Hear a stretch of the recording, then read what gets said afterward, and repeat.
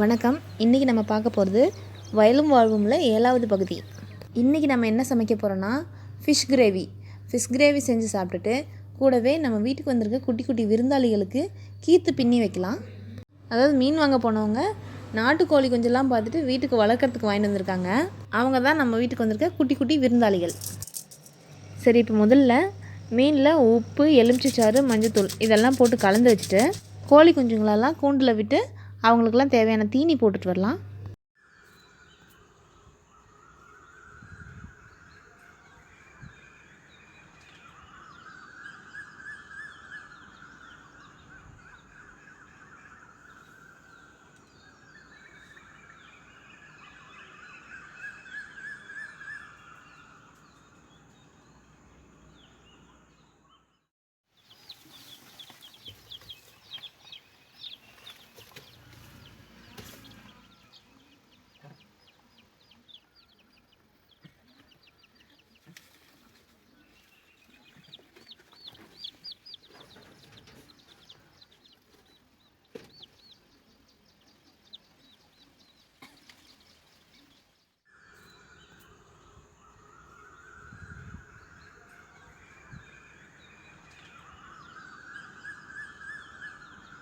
கோழி குஞ்சுகள்லாம் கூண்டில் விட்டு தீனி போட்டாச்சு. இனிமேல் போய் ஃபிஷ் கிரேவி செய்யலாம்.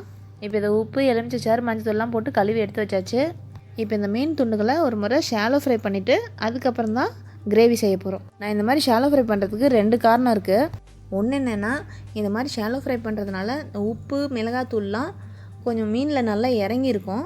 இன்னொரு பாயிண்ட் என்னென்னா, இந்த மீன் மேலே இருக்க தோலெல்லாம் எடுக்கிறதுக்காக நான் ஷாலோ ஃப்ரை பண்ணிக்கிறேன். இந்த மீனில் தோல் எடுக்காமல் அப்படியேவும் கிரேவியில் போடலாம். ஒரு சிலருக்கு தோல் பிடிக்காது இல்லையா, அதனால் தோல் எடுத்துகிட்டு செய்கிறதுனால செய்யலாம்.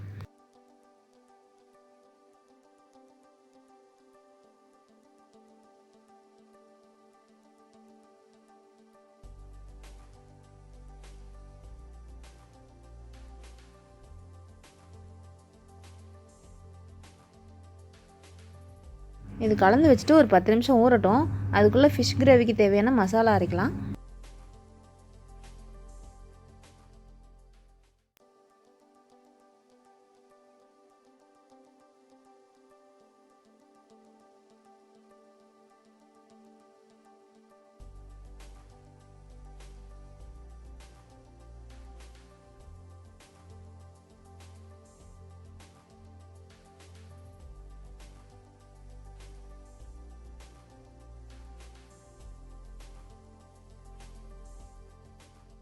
இந்த கிரேவி இட்லி தோசைக்கெலாம் தொட்டுக்கிற மாதிரி நல்லா திக்காக வேணும்னா இதில் ஒரு 10 பாதாம் சேர்த்து போட்டு அரைக்கலாம்.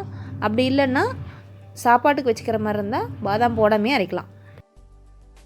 இப்போ கிரேவிக்கு தேவையான மசாலாலாம் அரைச்சி வச்சாச்சு. அடுத்து அந்த மீன் துண்டுகளை ஷாலோ ஃப்ரை பண்ணிக்கலாம்.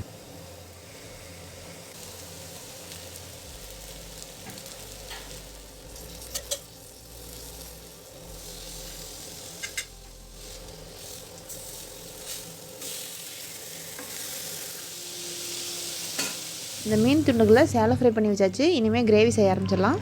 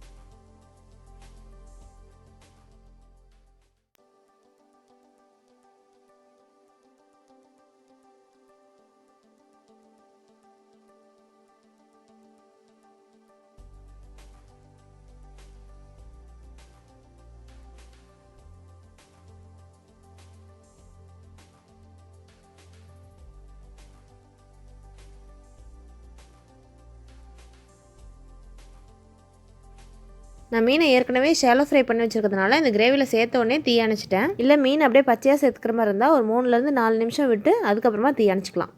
இதில் விருப்பப்பட்டால் கடைசியாக தீயை அணைச்சிட்டு தேங்காய் பீசஸ் சின்ன சின்னதாக நறுக்கி சேர்த்துக்கலாம். அவ்வளோதான். இப்போ இந்த ஃபிஷ் கிரேவியை இட்லிக்கு வச்சு சாப்பிட்டுட்டு அதுக்கப்புறம் நம்ம போய் கோழி குஞ்சுங்களை பார்க்கலாம்.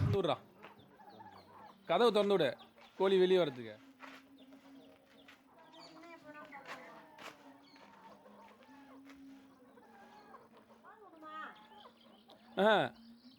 இந்த கீழே இருக்குது எல்லாம் நாட்டுக்கோழி. போந்தா கோழி வந்து நின்றுட்டு இருக்குது. அது இந்த இடத்தெல்லாம் சுத்தம் பண்ணிவிட்டு கோழி குஞ்சுங்களுக்கு வெங்காயம் சின்ன சின்னதாக நறுக்கி போடலாம்.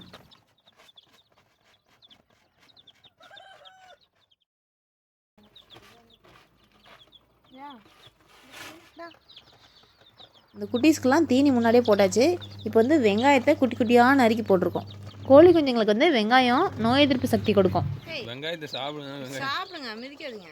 அதுவும் பெரிய வெங்காயத்தை விட சின்ன வெங்காயத்தில் இருக்க ஒரு லேயர் எடுத்து நல்லா சின்னதாக நறுக்கி போட்டோம்னா நல்லா சாப்பிடுவாங்க. வெங்காயம் சாப்பிடாம இருந்தால் அது மேலே கொஞ்சம் அவங்க சாப்பிட்ற தீனியை போட்டு விட்டோம்னா அதோட சேர்த்து இதையும் சாப்பிடுவாங்க.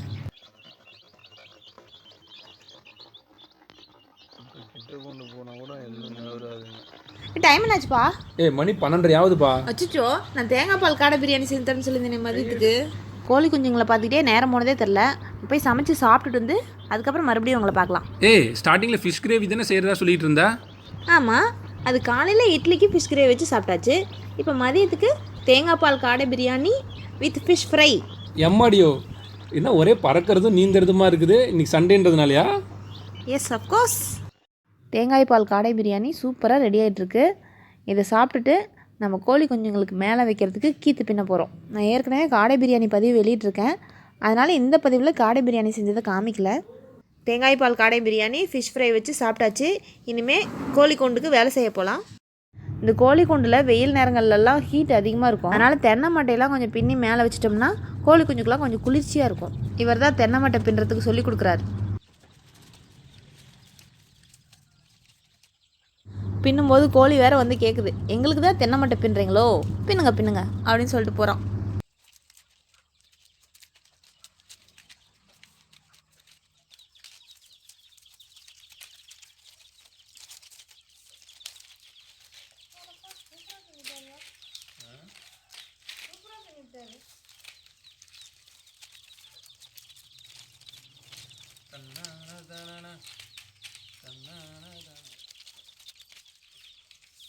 இப்படி தான் மட்டை பின்னுவாங்க.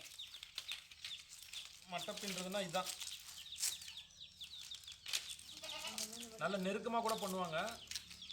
நம்ம ரொம்ப வருஷம் ஆனதுனால கொஞ்சம் லூஸாக கூட இருக்கலாம். இதோட நல்லா டைட்டாக இருக்கும். ஏற்கனவே எனக்கு கொஞ்சம் பழக்கம் இருக்குது. ரொம்ப வருஷம் ஆகிப்போச்சு. ஒரே ஒரு முறை தான் கப்புன்னு பிடிச்சிக்கிட்டேன்.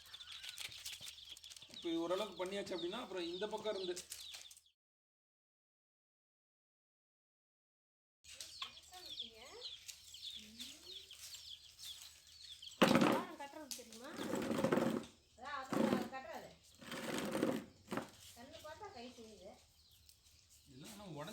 இது சும்மா ட்ரையல் பார்த்தது தான். அதனால தான் சின்ன மட்டையாக இருக்குது.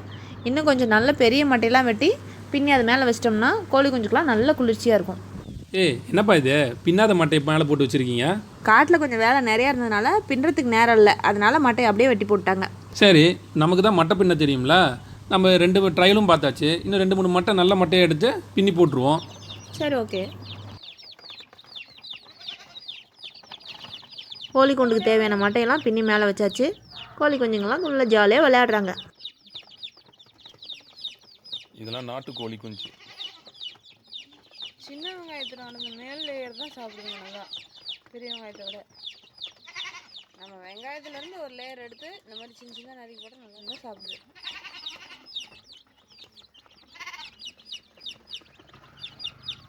ஒரு கோழி கொஞ்சம் கீழே இருக்கு. எப்படி? அச்சோ, எடு. ஒருத்தர் தடுமாறிட்டு இருக்கார். குடியா வர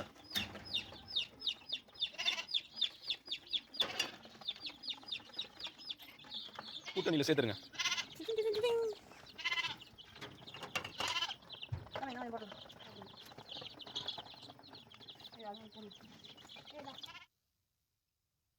இவன் ஒரு டெரர் காய். எங்கே வைக்கிற முட்டையை இவங்களாம் அபேஸ் பண்ணிடுவாங்களோனே பார்க்குறான்.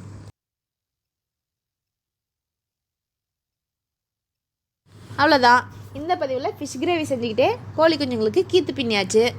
வயலும் வாழுமோட அடுத்த பகுதியில் வேறு வேலை செய்யலாம். நன்றி.